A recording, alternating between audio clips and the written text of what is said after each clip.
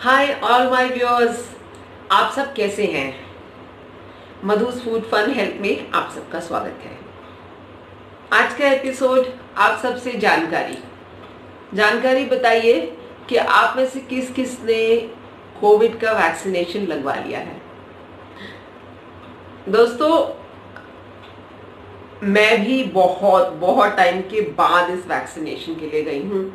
Actually मैं जानती हूँ कि और ऐसा समझती हूँ कि शायद बहुत से लोग हैं हम सब में जिनको कि कोविड का वैक्सीनेशन लगाने का फियर है, डर है कि कहीं ये लगवाने से कोई और नुकसान ना हो जाए। सोशल मीडिया में बहुत कुछ चल रहा है, लगवाने से ये हो गया, किसी को क्लॉट्स हो गए, कोई बीमार हो गया, किसी को कोविड ही हो गया, पता नहीं क्या क्या नहीं हम लोग सोशल मीडिया पे सुनते और पढ़ते रहते हैं और ये चीजें हमारा दिमाग ज्यादा खराब करती हैं।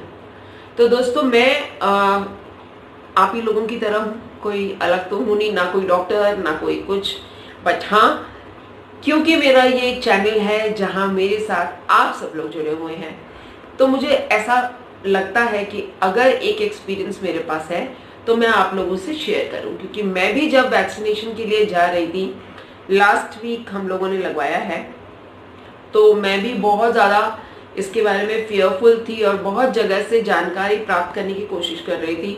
यूट्यूब पे भी देख रही थी तो और ज़्यादा परेशान हो रही थी। तो इसलिए मैं इतना बोल सकती हूँ कि जो भी मैं वर्ड्स आपको बोलने जा रही हूँ वो बिल्कुल फैक्ट्स एंड फिगर्स है, बाकी डिसीजन आप लीजिए, राइट। तो फ्रेंड्स, वैक्सीनेशन लगवाने से पहले कुछ चीज़ों का ज्ञान रख लीजिए। जैसे मैं आपसे एक बात बोलूँगी, अगर आप मेरी उम्र के हैं तो आपके भी बच्चे होंगे या आप जब खुद बच्चे थे तो आपका वैक्सीनेशन हुआ होगा।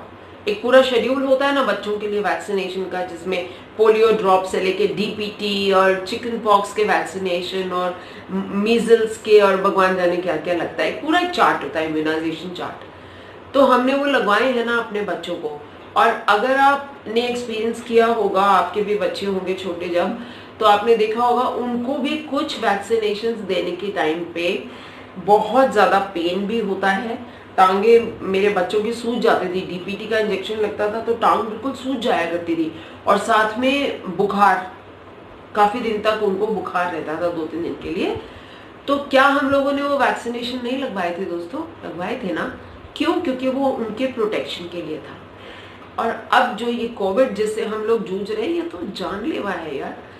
इसमें अगर हम लोग इस चीज़ से डरे कि मुझे 2 दिन के लिए बुखार हो जाएगा या मेरी थोड़ी सी तबीयत ढीली हो जाएगी और उसके लिए हम बैठ जाएं, ये ठीक नहीं है।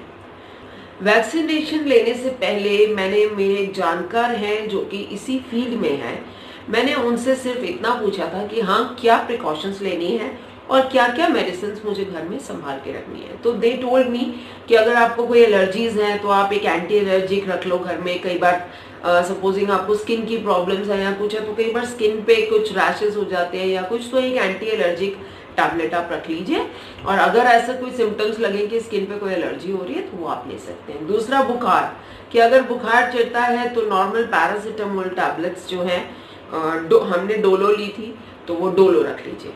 तो और उसके अलावा कुछ भी नहीं। बाकी ये है कि अगर आपके कोई स्पेशल हेल्थ कंडीशंस हैं तो ऑफ कोर्स आप पहले अपने जो फैमिली डॉक्टर हैं जिनसे आप कंसल्ट करते हैं, आप उनसे ज़रूर कंसल्ट करेंगे, वो तो चीज़ बताने वाली है ही नहीं। तो इतनी सी कुछ चीज़ें बस, हाँ, मैंने पहले से लेके उन मेडिसिन की तैयारी कर ली थी। और एक चीज़ और मुझे बताई गई थी कि जब हम इंजेक्शन लेते हैं तो कुछ लोगों को वहाँ पर, हम लोगों को वैक्सीनेशन के बाद 15-20 मिनट, आधा घंटा वहाँ बिठाया जाता है, ऑब्जर्वेशन में रखा जाता है। तो वो ऑब्जर्वेशन में इसलिए रखा जाता है कि हाँ, कोई दवाई का कोई रिएक्शन तो नहीं होता। वो आप वैसे भी, हम सब लोगों में से बड़े सारे लोग हैं जिनको कुछ मेडिसिन से रिएक्शंस होते हैं। तो वो रिएक्शंस, वो कभी भी आपको लाइफ में किसी भी पर्टिकुलर प्रॉब्लम के लिए अगर कोई मेडिसिन या इंजेक्शंस लेने पड़ते हैं तो उसके लिए भी डॉक्टर्स आपसे पूछते हैं कि आप कहीं एलर्जिक तो नहीं है इस पर्टिकुलर मेडिसिन या उसके लिए, तो वो बता देने का, डॉक्टर से पूछने का, आपको पता है तो आप बता दीजिए, दैट्स इट। वही चीज आपसे वो लोग पूछेंगे वैक्सीनेशन के टाइम पे। वैक्सीनेशन के बाद थोड़ा सा आपको धीरे धीरे करके थोड़ा हैवी लगेगा, सिर भारी होना ज़रूरी नहीं है कि हो, लेकिन मोस्टली जो हमने फील किया, मैं और मेरी डॉटर ने एक साथ लगवाया, तो हम दोनों को ऐसा लगा जैसे हम वैक्सीनेशन लगवा के आए तो 2-4 घंटे के बाद ऐसा लगा कि हाँ, हमको लग रहा था कि हम नींद करें, हमारा सिर भारी हो रहा है एंड हम लेटे रहे, हमें कोई डिस्टर्ब ना करे एक दिन के लिए।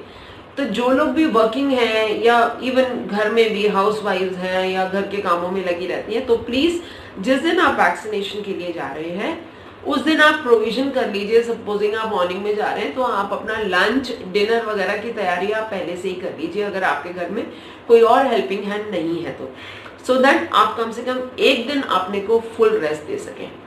कुछ नहीं भी है ना, अगर कोई सिम्टम्स नहीं आ रहे तो जबरदस्ती उछल कूद मत मचाइए, ठीक है?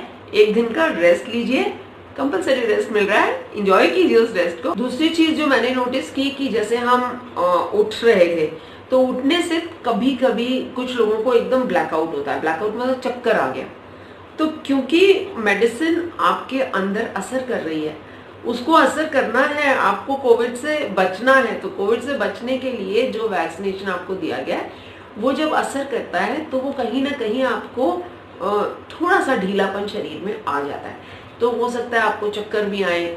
और कई बार लोगों से सुना है कि ब्लैकआउट हो गया तो वो चक्कर खा के गिर गए। तो आप जब भी आप बेड से उठते हैं ना तो आप सीधे उठ के खड़े मत हो जाइए, ठीक है? 1-2 दिन जब तक आपका वो फीवर वाला सिचुएशन रहता है या वीकनेस वाला सिचुएशन रहता है तो आप बेड से उठिए, थोड़ी देर के लिए बैठ जाइए, उठ के एकदम से खड़े मत होइए, उसके बाद आप उठिए और जाइए।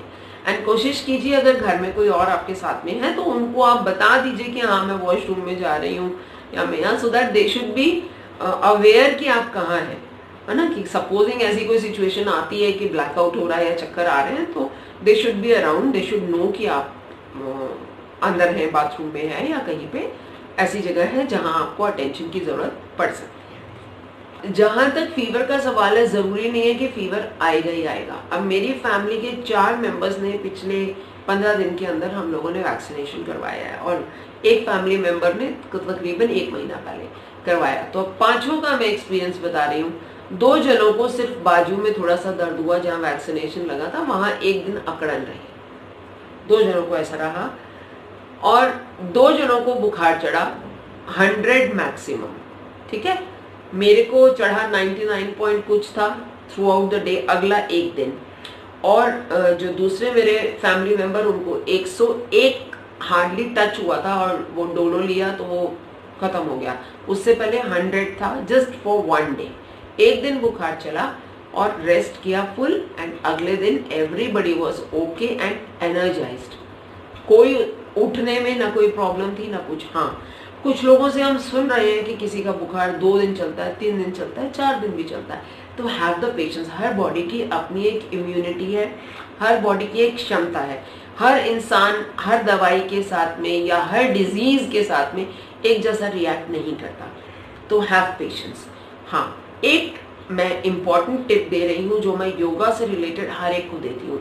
इसमें कोई नुकसान नहीं है, अगर कुछ होगा तो आपको फायदा ही होगा।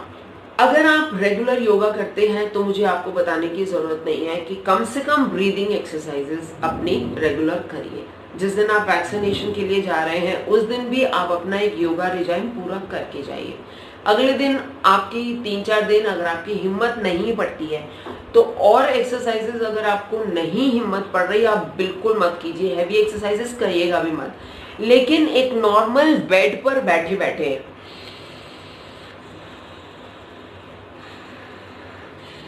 ये हो गया, अनुलोम विलोम हो गया, कपालभाति, जोर जोर से सांस छोड़ना,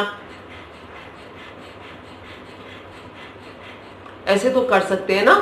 क्लैपिंग कर लीजिए, क्लैपिंग, ये सारी चीजों से आपको फायदा ही होगा, नुकसान नहीं होगा। तो कोशिश कर लीजिए इस तरीके से, अपनी बॉडी को एनर्जी मिलेगी आपको ये सब योगा करने से, तो इसमें कोई नुकसान नहीं है। तो my lovely viewers, my family of 3000 members of my family, बस यही कहना चाहूंगी, वैक्सीनेशन जरूर लगवाइए। अपने आप को अगर शरीर को मजबूत करना है तो गो फॉर द वैक्सीनेशन, डरिए मत।